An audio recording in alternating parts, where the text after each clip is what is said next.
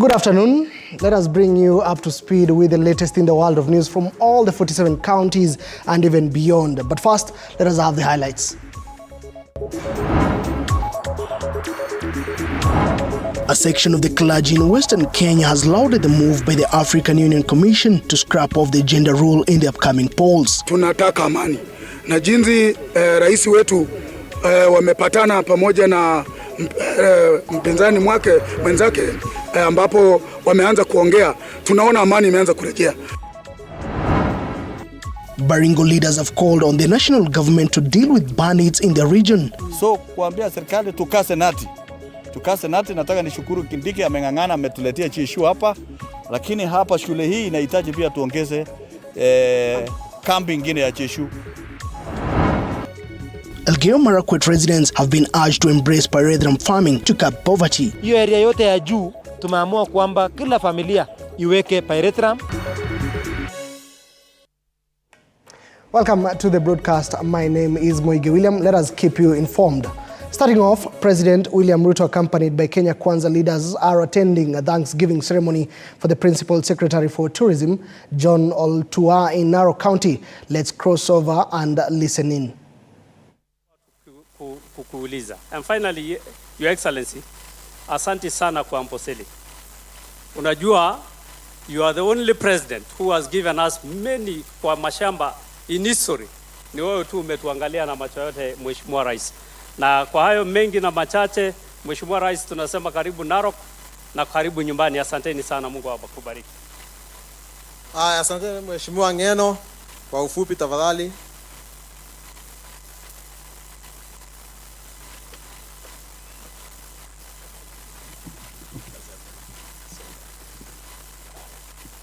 Enda super bogin. Mheshimiwa Rais, nataka nichukue nafasi hii. Mimi pia nishukuru kwa kazi nzuri ambayo umefanyia sisi kama watu wa Narok. Nataka nikushukuru sana. Huyu rafiki yetu Ololtua alikuwa amehangaika hapo kidogo. Na wewe Mheshimiwa Rais ukaona ni sawa. Awe pia kukuangalilia hapo kazi yako. Nataka nikushukuru. Ololtua ni mtu yetu na tunajua ya kwamba among the many things yenye ndia hii serikali ni moja ya yele leo ambayo ulilaunch hapa, Your Excellency, hii utalii college. Sisi watu ya Narok, unajua sisi ndio tunachunga hii wanyama iko hapa chini. Na kuingia hapo chini, wale watu ambao wanafanya kazi huko almost 60-70% sio wakaaji wa Narok, kwa sababu sisi hatukuwa tumepata nafasi ya kusomea hizi vitu yenye inafanyika hapa. Ile kazi yetu tu labda, Your Excellency, ni ile kidogo ya kuchunga. Lakini saa hii tukiwa na hii utalii college hapa, wananchi wa Narok watapeleka watoto yao kwa hii college. Na tunajua from next year tutakuwa na watoto wetu wakichunga ama wakifanya kazi huko mahoteli, wakitoa ile pesa ya kusaidia hapa nyumbani. Your Excellency, pia mimi kama wengine tunajua ya kwamba wewe unapambana na mashida mingi Kenya hii. But we know you will get time kuja kuangalia maslahi yetu kama wakaaji wa Narok. Ninajua pia utakuja ukitembea hii kaunti yetu kwa minajili ya maendeleo. Na tunajua utakuja very soon. Lakini wakati unapanga hivyo, mimi pia nataka nitoe sauti yangu kama vile wengine wamesema, kwamba sisi wakaaji wa kutoka Ugwethe mpaka huko Murwadikir, wakati tunaenda kaunti yetu Narok, tunazunguka kwingi sana. Tunaenda sijui Keroka, which is in Kisii, tunaenda Nyamira, tunaenda Bomet. By the time tunafika Narok ambayo tunaenda kwa huduma ya county, Your Excellency, tumezunguka sana, tumemaliza pesa mingi. Na venye wengine wamesema, dunga hii barabara kutoka hapa chini eno saen, kutoka huko chini ikuje Kilgoris, iingie Murwadikir, iende Marti, iende Mulot. Hiyo ndio barabara, Your Excellency, yenye hawa wananchi wakitaka kwenda Narok wanaenda straight mpaka huko. Your Excellency, pia na hii ni shida yenye tunashare na Mheshimiwa Julius. All right, that is a Member of Parliament for Mwardik, that is Enoch Ngeno, addressing some of the congregants who have gathered in that particular area. Let us move on.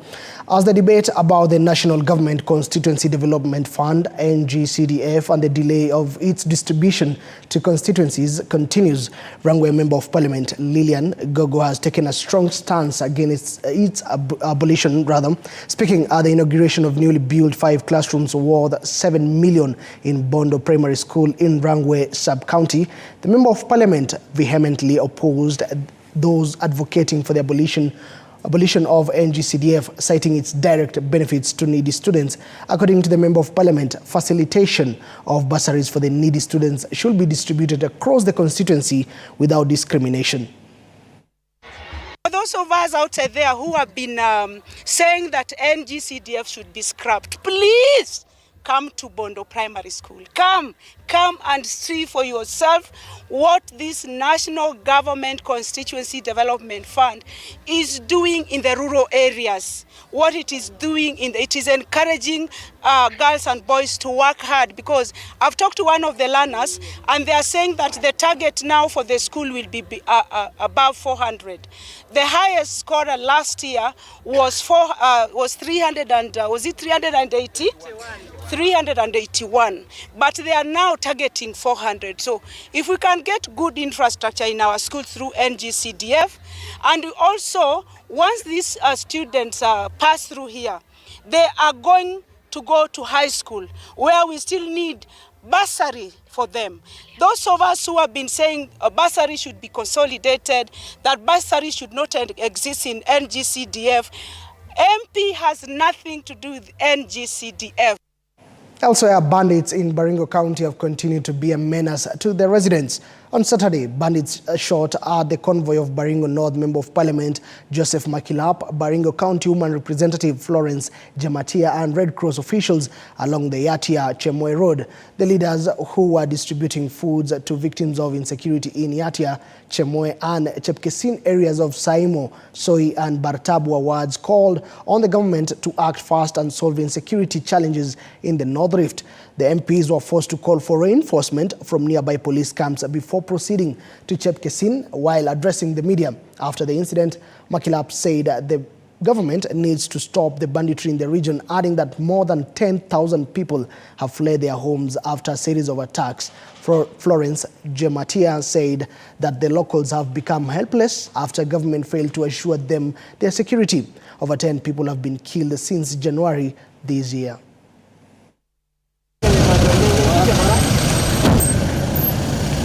So, and when we came, ijulikana ya kwamba hata mbele ya sisi kukuja na watu ya Red Cross barabara yote kuanzia huko Moinoni all the way to Yatia to here, we faced some conscience. Yes.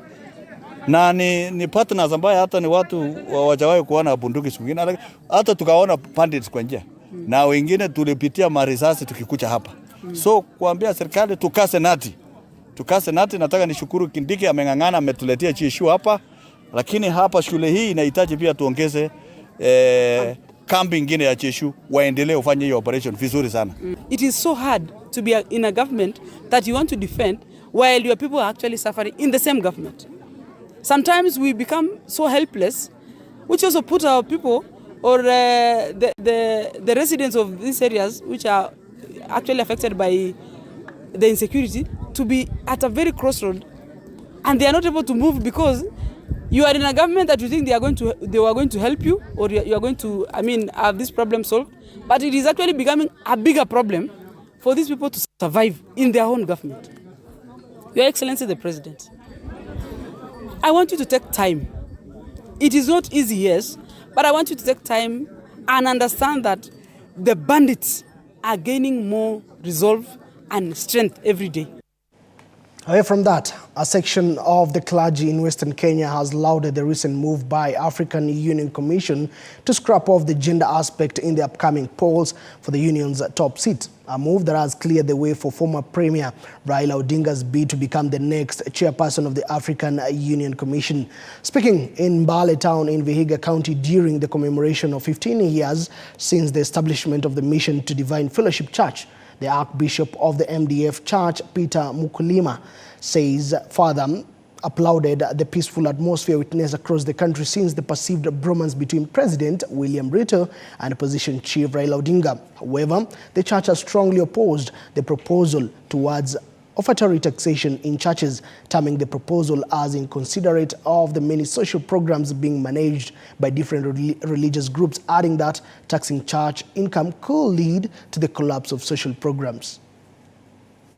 Msimamo wetu wa kanisa la Mission of Divine Fellowship, tunataka amani. Na jinsi rais wetu wamepatana pamoja na mpinzani mwenzake ambapo wameanza kuongea, tunaona amani imeanza kurejea.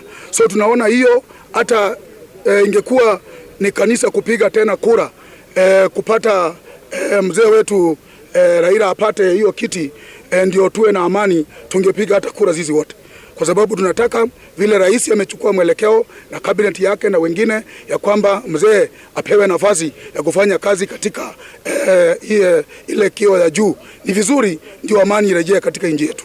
Na mambo ya ushuru ni kujitegemea, kwa sababu tunapo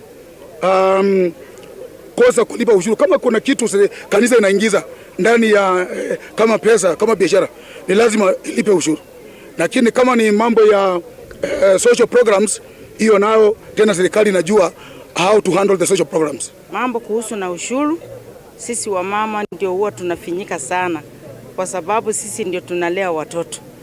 Na katika kanisa letu la MDF, wamama tunakaa, kuna vikundi ya wamama yenye tunatoanga pesa yetu kidogo kidogo, halafu tunaanza kukopeshana sisi wenyewe kwa wenyewe ili wamama wajisaidie.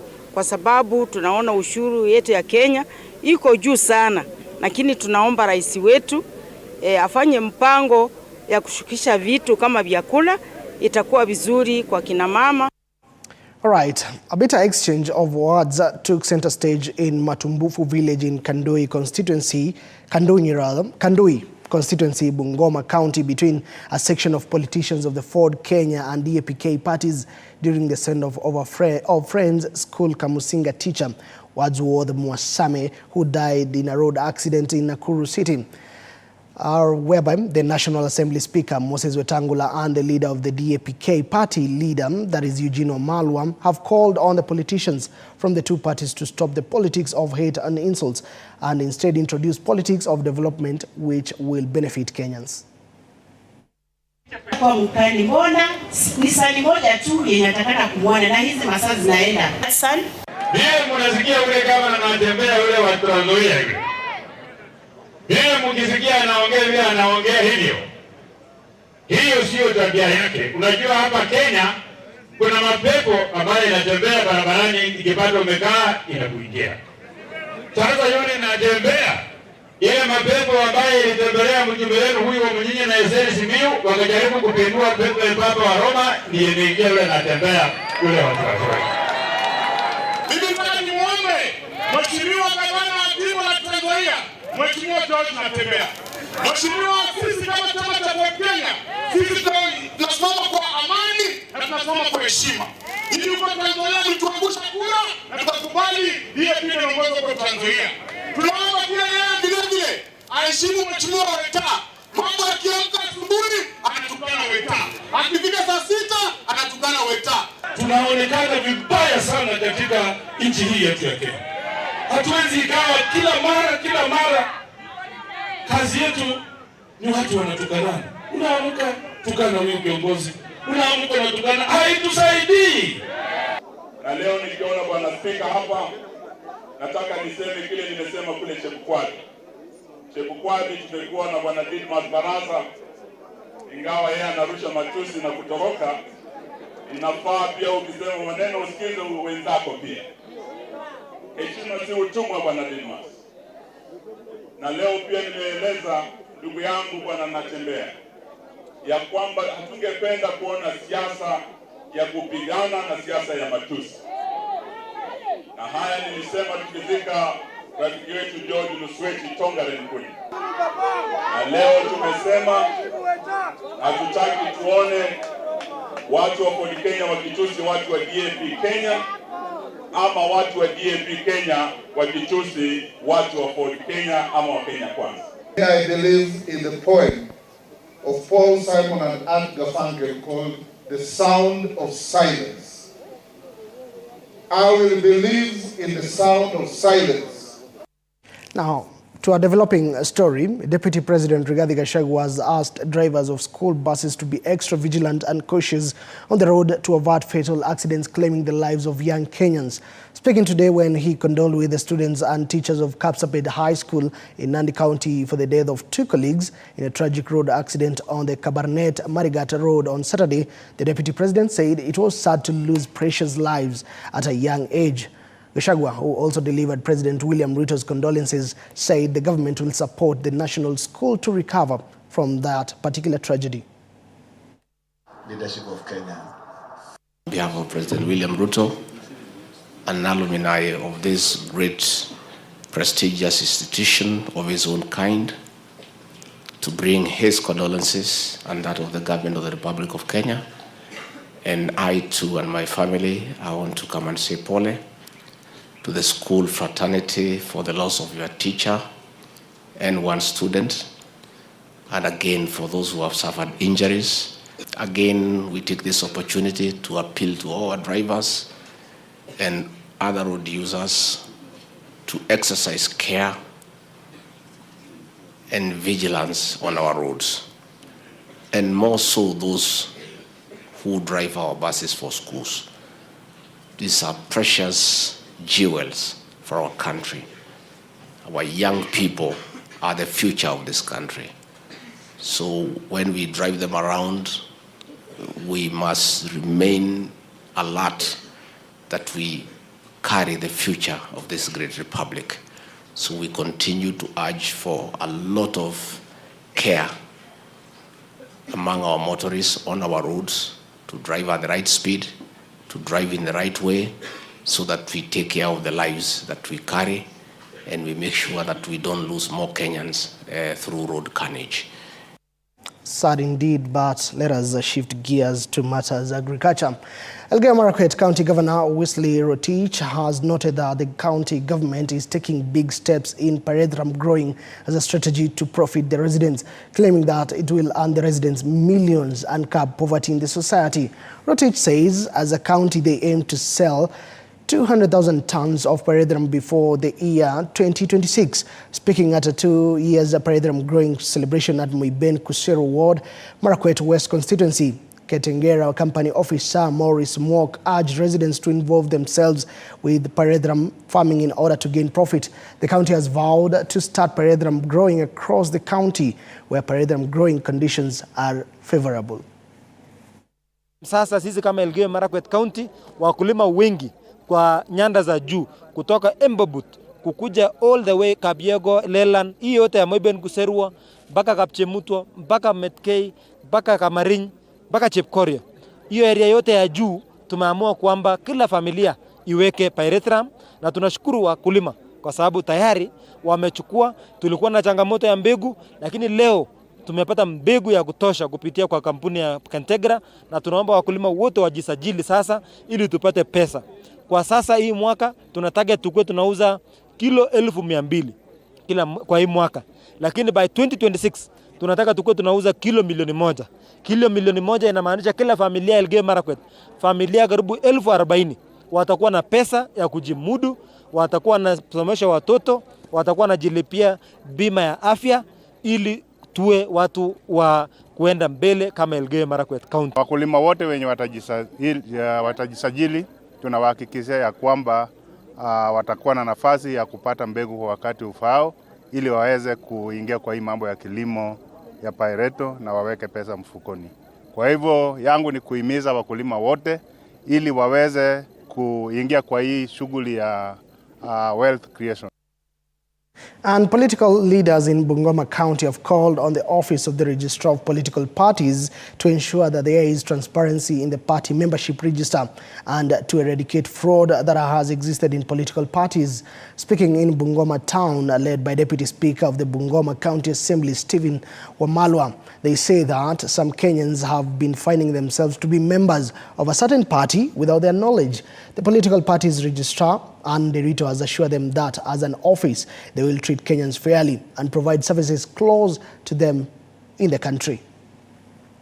Some political parties make formations, and because I don't think it's because of lack of capacity, but it's because of bad manners, I think, that in the past they have been going to these M-Pesa kiosks or shops where they take the details of members and therefore they poach members from other parties without their knowledge. You know, it's, I think, very healthy that you have to convince a member that we are a political organization and we want to recruit members and we want to recruit you to join our movement because these are our objectives. This is what we stand for. So that members can join without being coerced, without being forced, without being tricked. But we have had an unfortunate practice where political parties poach. Ford Kenya Party was attacked. Ford Kenya Party was attacked by the people who were ourselves, the people who we used to work with. Wakang'oa engine ya chama, wakaenda nayo, chama ikabaki gari bila engine, tukabaki hapo tumekwama. That is the time I understood the importance of office of the registrar of political parties. We signed signatures all over the country. Tukileta kwa ofisi yako, tukifika Naivasha, roadblock imefungwa, mambo imeenda hivyo. We made a deliberate effort to remove the register of members and make it publicly available. And there was a huge outcry in the country. And everybody was telling me, oh, registrar, you must not expose that data because we are finding ourselves in parties that we do not belong. And what we want to do, oh, this is wrong, and we don't want to belong to this and these other political parties.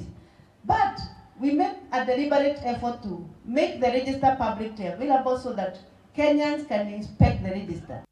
Elsewhere, Kiambu County's forest cover significantly increased from 16% to 19.4% after President William Ruto directives to government institutions and private sector to collaborate and plant 15 billion trees by the year 2032 to encounter climate change challenges. According to the Kiambu County Conservator Thomas Kiptoo, Kiambu has attained the increase after parts of the forest were adopted by private institutions, where community-based forest associations are mandated to take care of the trees to its maturity. Speaking in Keraita Forest in Larry during the exercise of planting 2,000 trees in the 2 acres of land, Community Forest Association members called upon corporate companies to set aside funds that will enable them replant trees that dry up and protect those growing as they farm and take care of the trees. An increase of the previous, which was 16%. So we are doing very well as a county, and by the year we have also a target of increasing it to 25% in the near future. So the protection, I can say the county is very secure. We have recorded minimal cases of